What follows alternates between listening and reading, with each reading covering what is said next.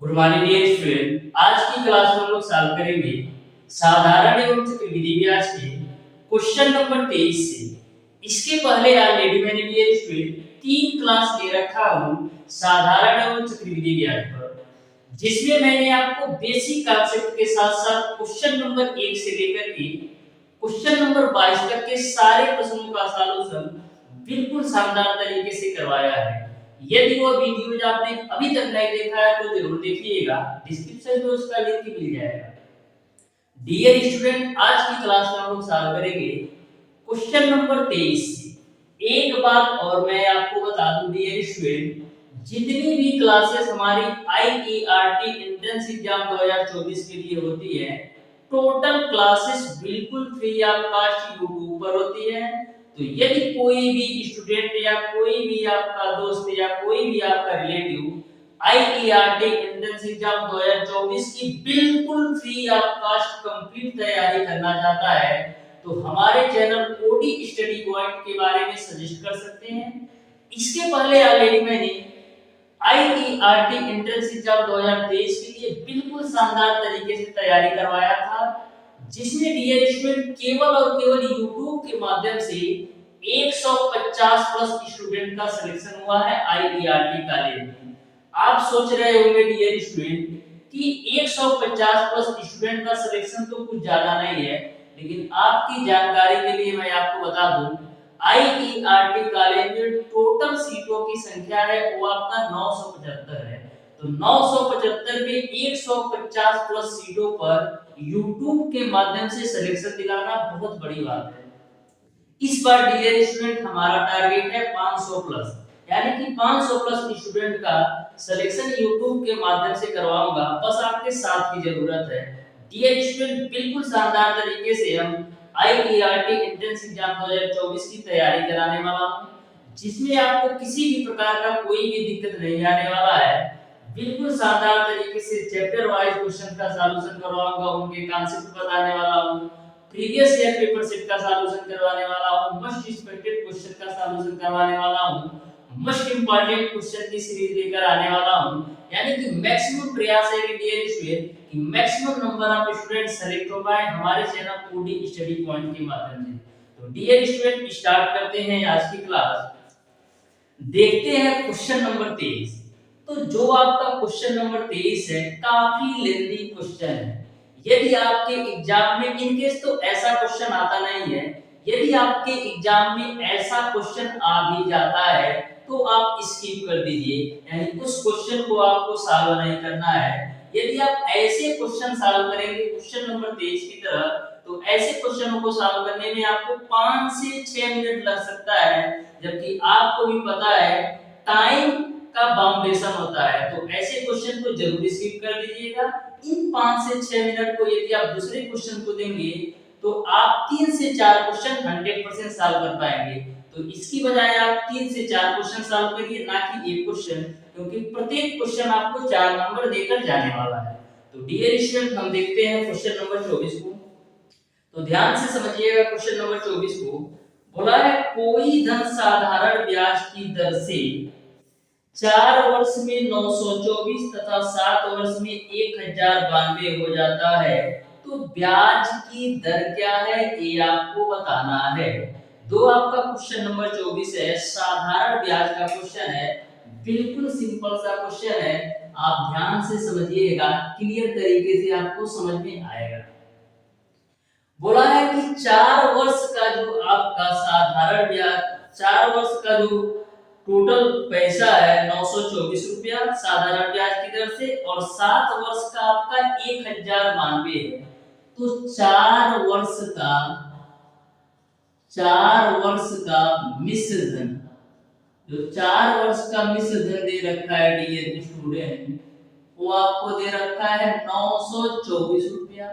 वहीं पर जो आपका 7 वर्ष का मिश्र धन दे रखा है 1092 रुपया, यह साधारण ब्याज की दर से दे रखा है।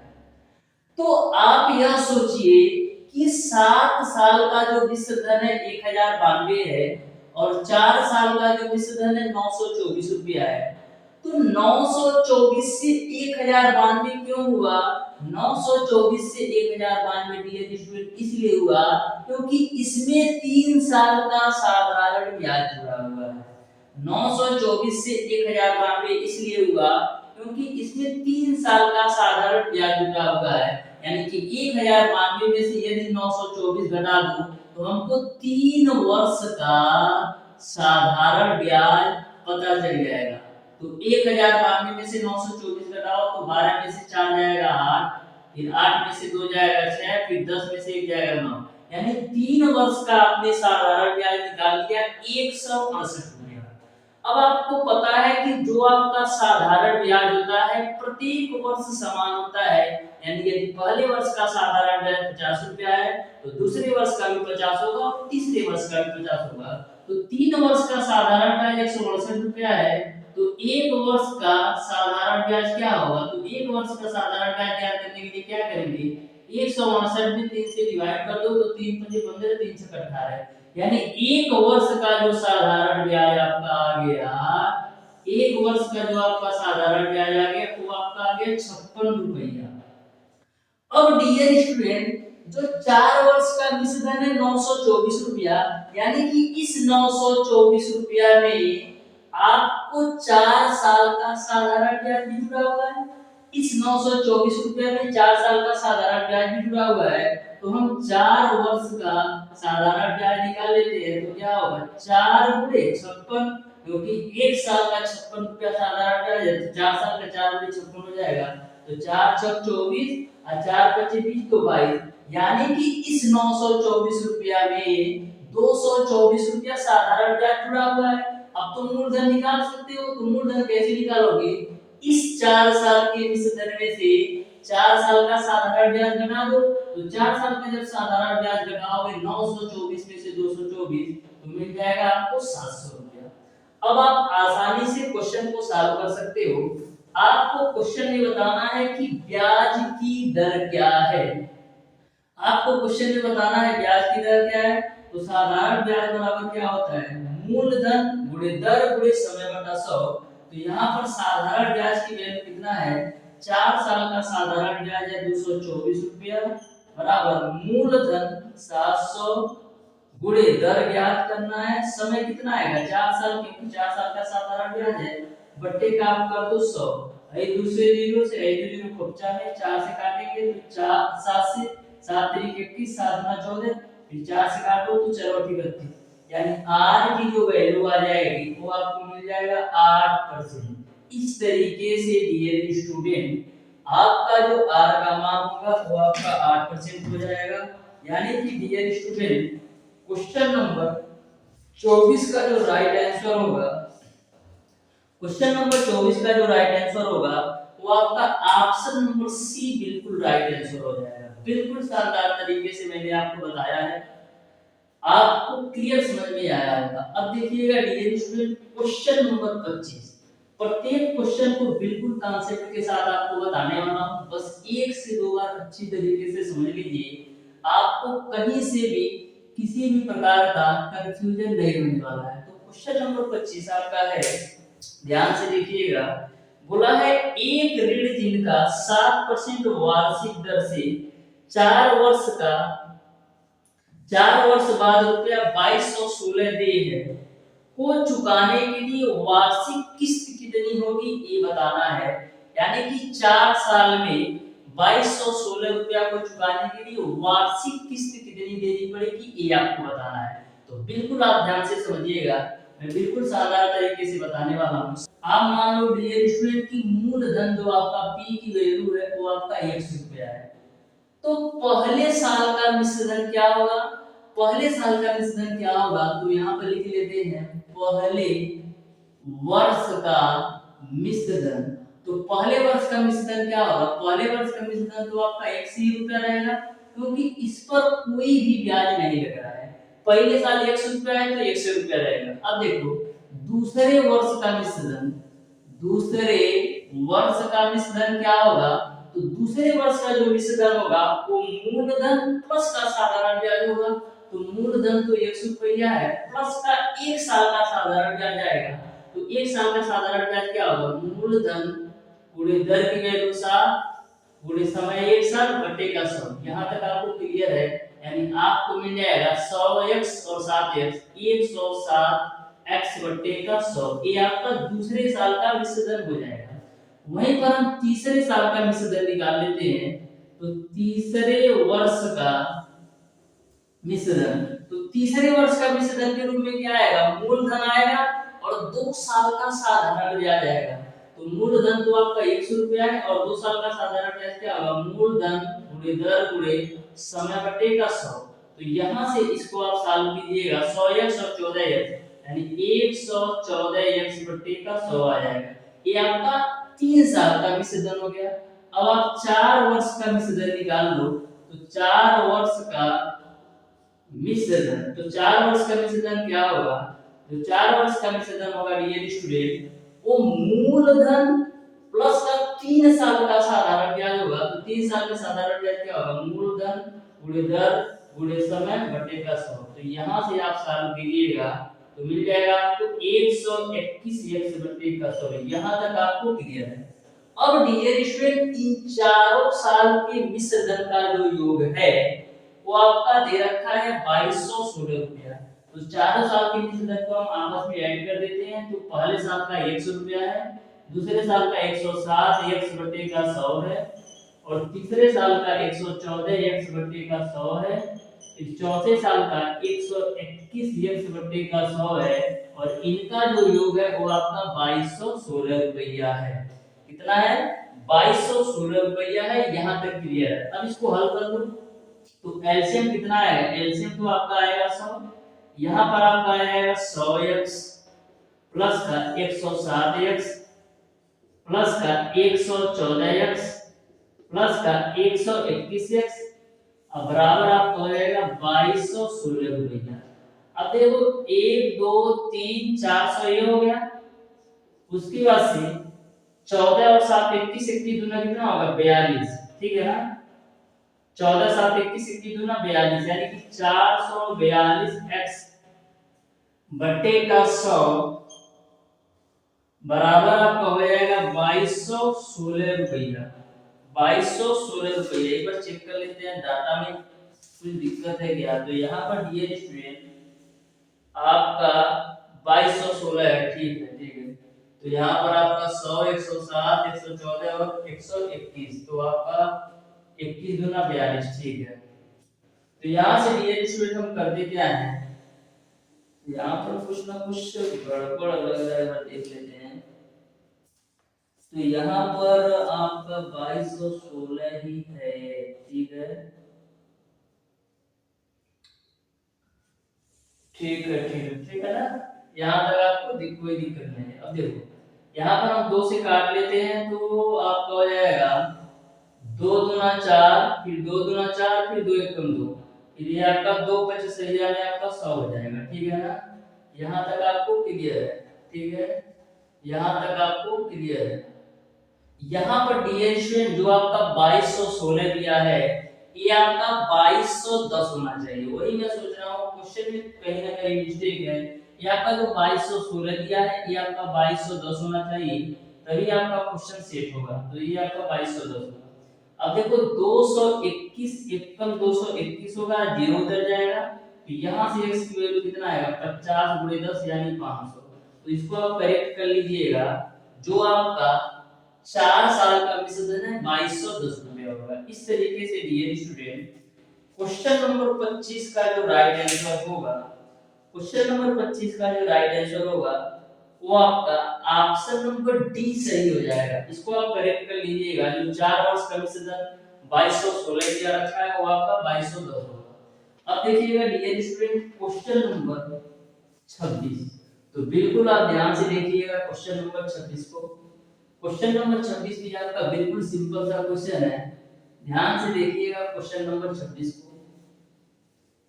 तो क्वेश्चन नंबर 26 आपका इस प्रकार से है। बोला है यदि कोई निश्चित धन 3 वर्षों में रुपया 525 तथा 5 वर्षों में 625 हो जाता है तो ब्याज की दर क्या है ये आपको बताना है। तो जो आपका क्वेश्चन नंबर 26 है same to same question number 24 की तरह सॉल्व करना है। तो बिल्कुल सिंपल सा कॉन्सेप्ट है, ध्यान से देखिएगा क्वेश्चन नंबर 26 को।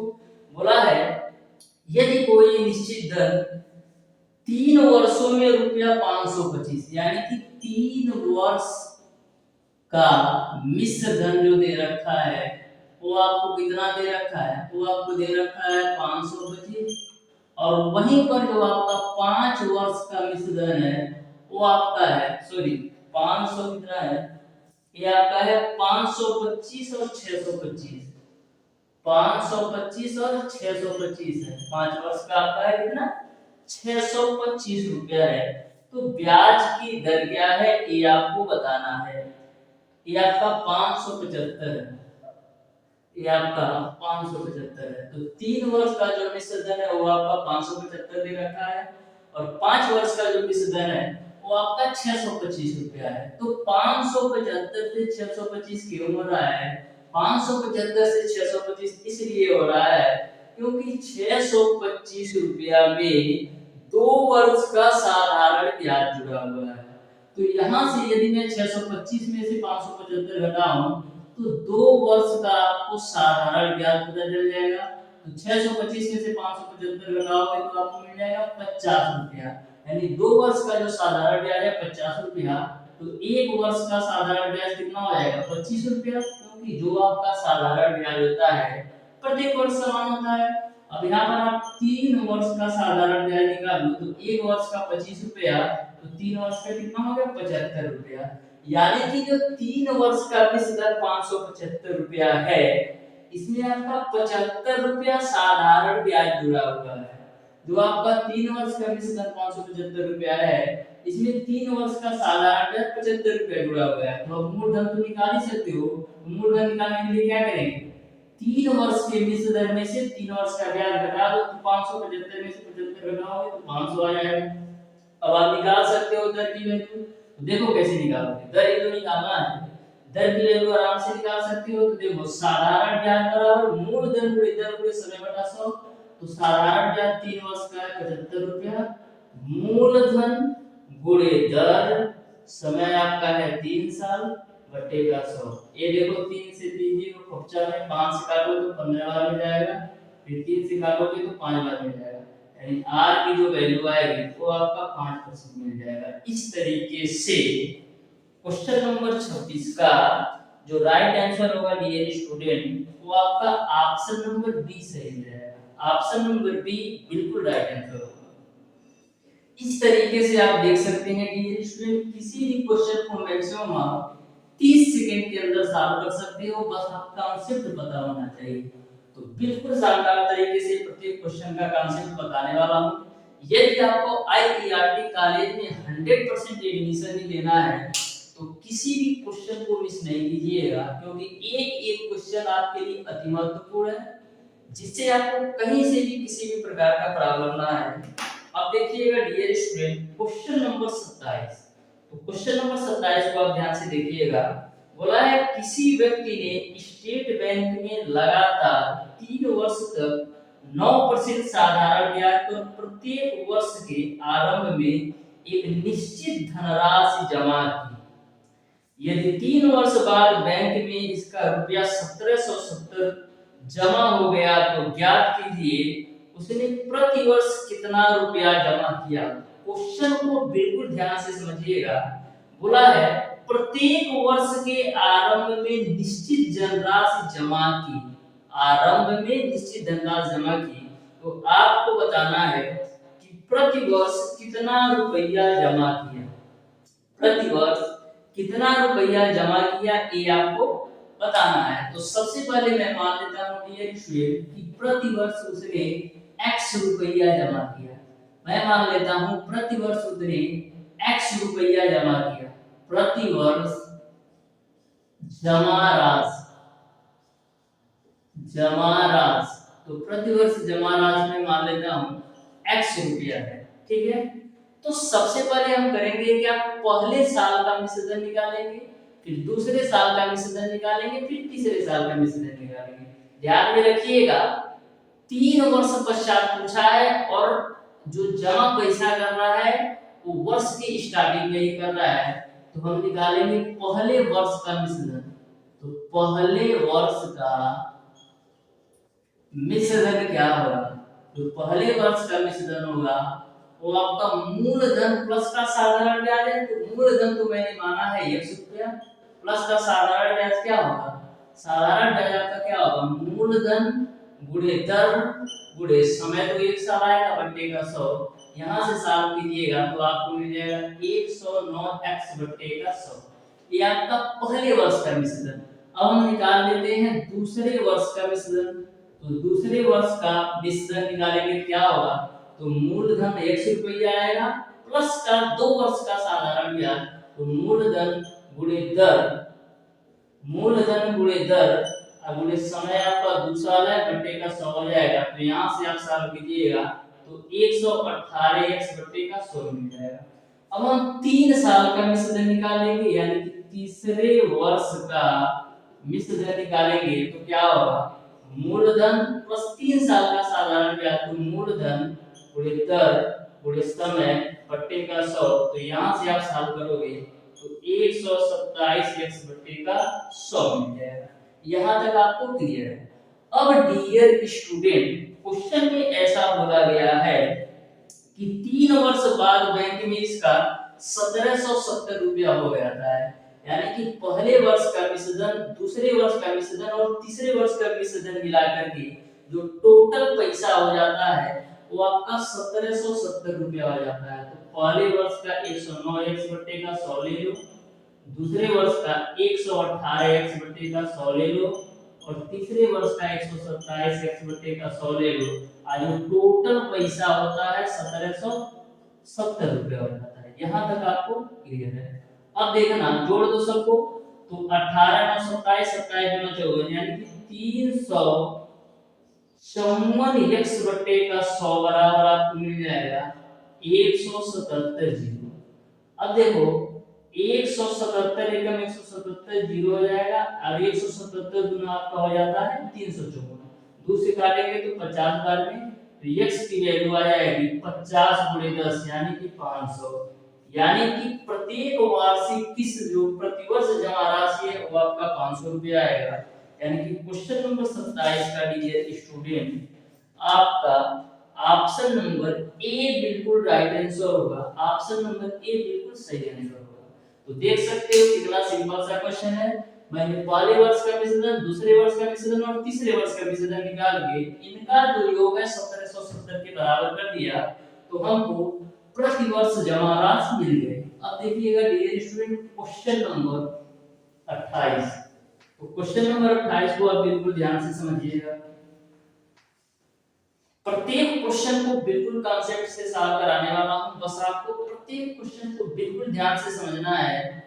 देखिएगा डियर स्टूडेंट क्वेश्चन नंबर 28 को बोला है यदि कोई धन 2 वर्ष में चक्रवृद्धि ब्याज से 1452 तथा 3 वर्ष में 1597 रुपया 26 पैसा हो जाता है, तो ब्याज की वार्षिक दर क्या है? तो देखो जो आपका क्वेश्चन नंबर 28 है, देखने में थोड़ा टिपिकल लग रहा है, लेकिन ऐसा क्वेश्चन मैं इस तरीके से आपको बताऊंगा कि 5 सेकंड के अंदर सॉल्व कर सकते हो। देखो ध्यान से, 2 वर्ष का जो चक्रवृद्धि ब्याज से 1452 रुपया, यानी कि 2 वर्ष का जो मिश्रधन दे रखा है, 2 वर्ष का जो आपको मिश्रधन दे रखा है वो आपको दे रखा है 1452 रुपया।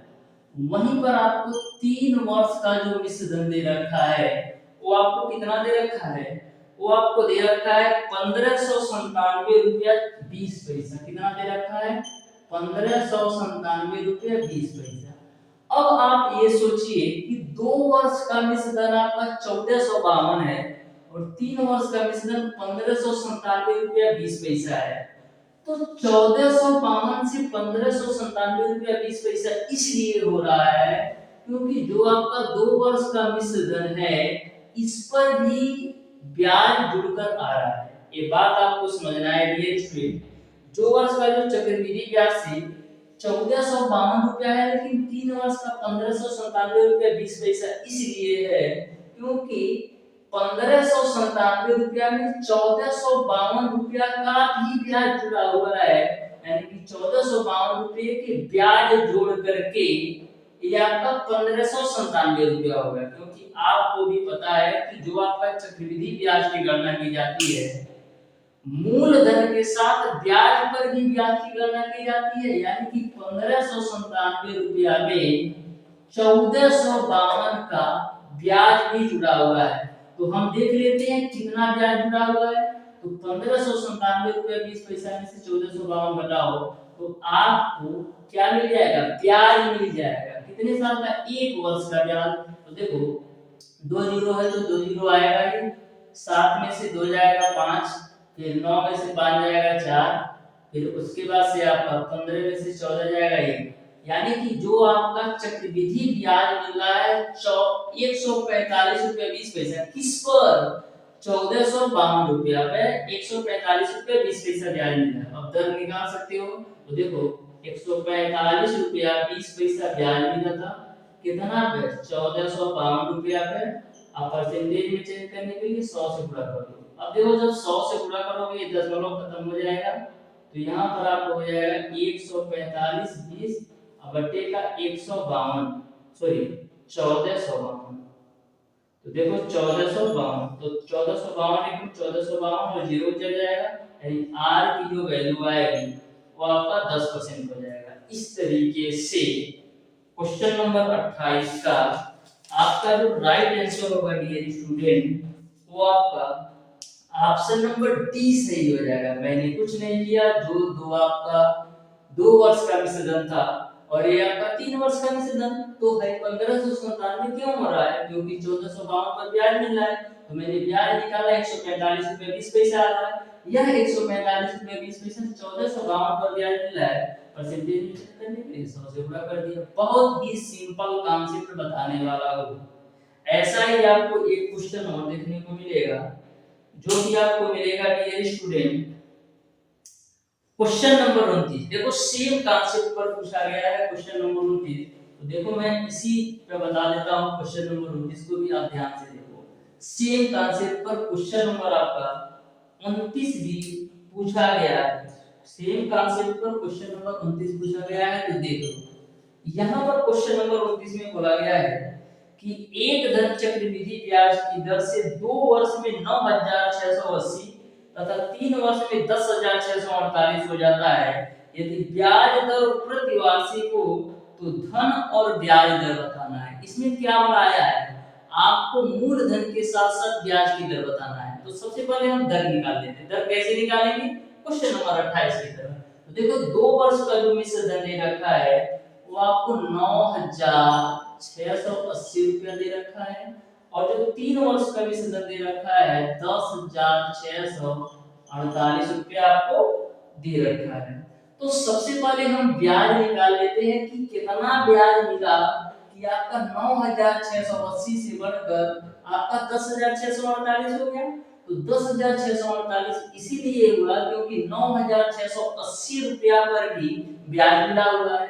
तो सबसे पहले हम ब्याज निकाल लेते हैं। तो घटा लो, देखो कितना आएगा। तो 8 में से 0 जाएगा 8, फिर 14 में से 8 जाएगा 6, फिर यहाँ पर आपका 15 में से, फिर यहाँ पर आपको देखो यहाँ पर आपका कितना है, 15 में से 6 जाएगा 9, ठीक है ना।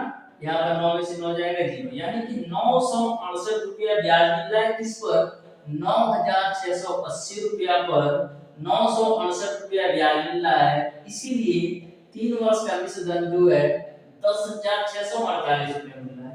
अब देखो 968 रुपया ब्याज किस पर मिल रहा है, 9,680 रुपया पर। अब परसेंटेज में चेंज करने के लिए 100 से गुणा कर लो। तो है 0 से है 0 खोपचा में 968 से 968, यानी r की जो वैल्यू मिल गई वो आपका 10%, यानी आपने जो दर निकाल लिया 10%। आपको मूलधन निकालना है तो बहुत ही सिंपल है। देखो मूलधन कैसे निकालोगे, आपको पता है कि चक्रवृद्धि मिश्रधन बराबर होता है मूलधन 1 प्लस का r अपान 100 का पावर n होता है। तो चक्रवृद्धि मिश्रधन 2 वर्ष का मैं ले रहा हूं, 3 वर्ष से भी सॉल्व करते हैं, 2 वर्ष से भी। हमारा 2 वर्ष का सिंपल है तो उसी से देखते हैं, ठीक है। तो 2 वर्ष का जो मिश्रधन दे रखा है 9,680 रुपया। मूलधन आपको निकालना है 1 प्लस r की वैल्यू 10 डिवाइडेड बाय 100 और n का मान कितना आएगा 200। अब देखो 9,680 रुपया बराबर पी। A0 से A0 का एलसीएम 10 एकम 10 एक 11/10 का स्क्वायर। तो 11/10 का स्क्वायर करोगे तो 121 का 100 आ जाएगा। 11 11 यानी 121। देखो 11/88, 11/88 जीरो, 11 से काट दो तो 11/88 जीरो। तो पी की वैल्यू कितना मिल जाएगी? 80 × 100 यानी 8000 रुपया। यह तरीके से पी का मान 8000 और आर की वैल्यू आपका 10% हो जाएगा। इस तरीके से क्वेश्चन नंबर 29 का जो सही आंसर होगा वो आपका dear student option number A सही हो जाएगा। यानी पी का मान जो 8000 होगा और जो दर होगा वो आपका 10% होगा। तो देख सकते हो कितना सिंपल सा कॉन्सेप्ट है और कितने सिंपल तरीके से सॉल्व कर सकते हो। अब देखिएगा डियर स्टूडेंट क्वेश्चन नंबर 30। तो बिल्कुल शानदार सा क्वेश्चन है क्वेश्चन नंबर 30 भी, जो कि आपका चक्रविधि मिश्रण पर है। तो मैं आपको बार-बार बोलता हूं कि आप कॉन्सेप्ट को समझो। यदि आप कॉन्सेप्ट को अच्छी तरीके से समझ जाते हो तो किसी भी क्वेश्चन को सॉल्व करने में आपको मैक्सिमम 10 से 15 सेकंड लगना है। तो देखना डियर स्टूडेंट क्वेश्चन नंबर 30 को। तो क्वेश्चन नंबर 30 आपका है एक कारखाने में रुपया 27,400 मूल्य की मशीन लगी हुई है। यदि प्रयोग में आने के कारण इसका मूल्य प्रति वर्ष 5% कम हो जाता है तो 3 वर्ष बाद उसका मूल्य क्या होगा ये आपको बताना है। कि 3 वर्ष बाद उसका मूल्य क्या होगा ये आपको बताना है। तो बिल्कुल आप ध्यान से समझिएगा, बिल्कुल सिंपल सा कॉन्सेप्ट है। तो सबसे पहले हम चक्रविधि मिश्रण का फार्मूला आपको क्या होता है, A बराबर P 1 प्लस R अपान 100 का पावर n होता है। लेकिन यह फार्मूला लगाना है नहीं लगाना है, क्योंकि क्वेश्चन में बोल दिया गया है 5% कम हो जाता है, प्रत्येक वर्ष 5% कम हो जाता है, यानी कि 25 प्रत्येक वर्ष 5% घट जाता है। तो घटने की कंडीशन में यहाँ पर क्या लगाते हैं, माइनस लगाते हैं। इस बात को आप लोग ध्यान में रखिएगा।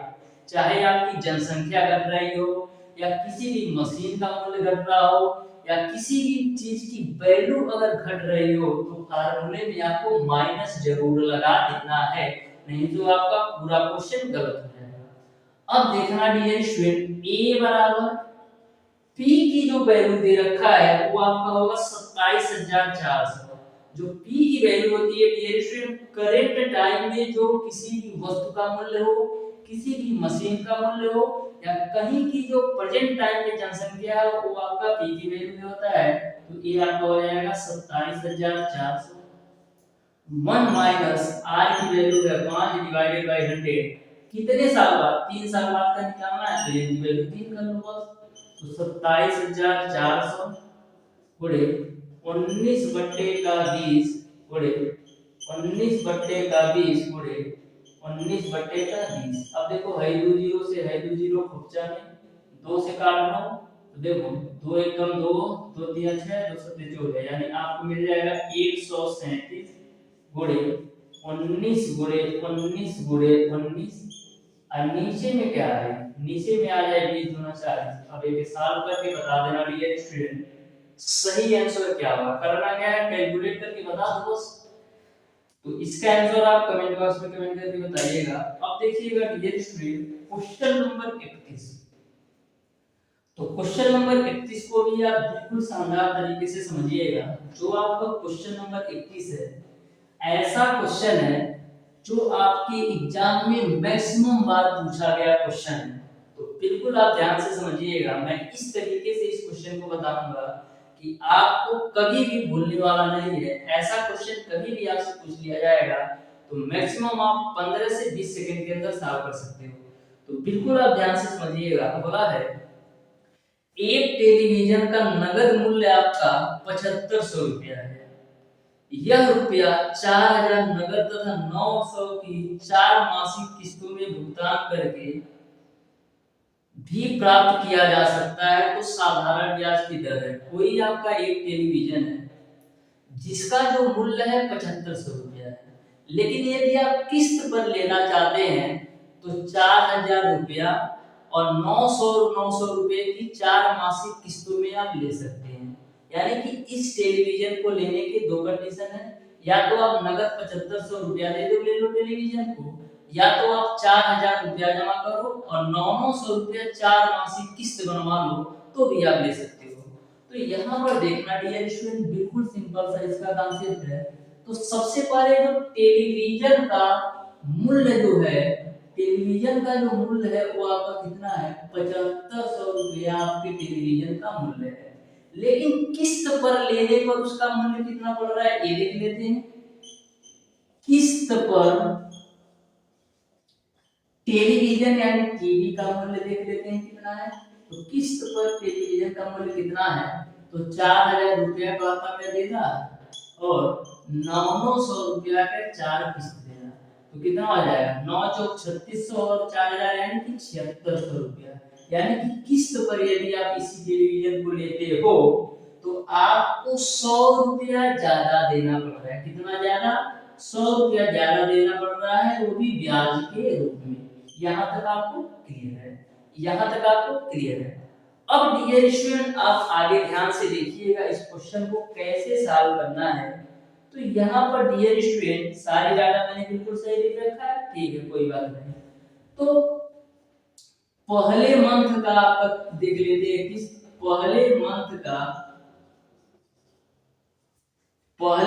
का मिश्रधन क्या आएगा। तो पहले मंथ का मिश्रधन क्या आएगा, तो देखो पहले मंथ का मिश्रधन क्या आएगा, टोटल 7500 रुपया है उनका टीवी का मूल्य, जिसमें से 4000 रुपया दे दे रहे हैं, तो बचेगा कितना 3500 रुपया पहले वर्ष का मिश्रधन हो जाएगा। उसी प्रकार से आप दूसरे मंथ का मिश्रधन निकाल लो, तो दूसरे मंथ का मिश्रधन क्या होगा, दूसरे मंथ का मिश्रधन क्या होगा 3500 रुपया तो बचा है। अब इस 3500 रुपया में से वो 900 रुपया पहले किस्त चुकाएंगे, तो हम चुका देते हैं 900 रुपया, तो कितना हो जाएगा 2600 रुपया, ठीक है। उसी प्रकार से आप तीसरे मंथ का मिश्रधन निकालो, तो तीसरे मंथ का मिश्रधन क्या आएगा 2600 रुपया था, इस 2600 रुपया में से फिर 900 दूसरा किस्त चुका दी है, तो कितना बचेगा, तो कितना बचेगा आपका 1700 रुपया। फिर चौथे मंथ का ये किस्त चुका देंगे, तो देखते हैं बाबू कितना बचता है। तो देखो 1700 रुपया है और चौथे मंथ में ये 900 रुपया फिर चुका दिए हैं, तो कितना बची 800 रुपया। तो टोटल हम पैसा देख लेते हैं कि 4 मंथ में मिश्रधन के रूप में कितना बन रहा है, तो 3500 और 2600 कितना होगा 6100, 6100 और 1700 आपका 6800, 6800 में 800 जोड़ोगे तो 8400 रुपया। तो 8400 रुपया में हम ब्याज देख लेते हैं। तो 8400 रुपये का लिए स्टूडेंट हम ब्याज देते हैं, तो 8400 को मूलधन हो गया गुणे दर की वैल्यू कितना दे रखा है, देखो दर की वैल्यू दे रखा है, दर निकालना है, तो चलो दर हो गया 8, समय कितना हो गया 1/12 हो गया, समय आपका 1/12 हो गया क्योंकि मंथली प्लान है, अब गुणे आपका 100 हो जाएगा और इसका जो ब्याज मिल रहा है 8400 रुपया पे 100 रुपया। मैंने आपको बताया कि 4 मंथ के दौरान जो टोटल मिश्रधन मिल रहा है 8400 रुपया, दर हमको निकालना है, मंथली प्लान है इसलिए मैंने 1/12 रखा है और बट्टे का 100 आता है और उसका जो ब्याज है 100 रुपया है। आई देखा 2 जीरो से 2 जीरो कैंसिल आउट हो जाए, ये आपका 12 37 84 हो जाएगा, 7 से काटोगे तो 14 बार में कटेगा, तो आर की जो वैल्यू आएगी वो आपका 14%, यानी कि जो ब्याज की ये गणना कर रहे हैं 14% की दर से कर रहे हैं। इस तरीके से क्वेश्चन नंबर 31 का जो राइट आंसर होगा डियर स्टूडेंट वो आपका ऑप्शन नंबर बी सही हो जाएगा, ऑप्शन नंबर बी बिल्कुल राइट आंसर होगा। इस तरीके से डियर स्टूडेंट आज की क्लास में मैंने आपको बताया साधारण एवं चक्रवृद्धि ब्याज के क्वेश्चन नंबर 24 से लेकर के क्वेश्चन नंबर 31 तक के सारे प्रश्नों का सॉल्यूशन। फिर भी यदि आपको किसी भी क्वेश्चन में कोई भी डाउट या कोई भी कंफ्यूजन हो तो आप उसे कमेंट बॉक्स में कमेंट करके जरूर बताइएगा। आपको थोड़ा सा भी सोचने की जरूरत नहीं है, किसी प्रकार का हेजिटेशन की जरूरत नहीं है, चाहे आप बड़ा भाई मानते हो या अपना साथी मानते हो या अपना टीचर मानते हो या अपना कोई भी कुछ भी अगर किस तरीके से आप देखते हो तो बिना सोचे बिना समझे किसी भी लैंग्वेज से आप हमसे बात कर सकते हैं। कोई भी कंफ्यूजन होगा मैं इसको दूर करने का जरूर प्रयास करूंगा। लेकिन आपको सोचने की जरूरत नहीं है, यानी संकोच करने की जरूरत नहीं है कि कैसे बातें करें। जिस टूटी फूटी भाषा में भोजपुरी हिंदी जिस तरीके से आप बात कर सकते हैं कर सकते हैं। मैं आपको बिल्कुल आपके प्रॉब्लम का समाधान करूंगा। तो डियर स्टूडेंट, रखते हैं आज की क्लास में, यहीं तक, मिलते हैं नेक्स्ट क्लास में, तब तक के लिए धन्यवाद।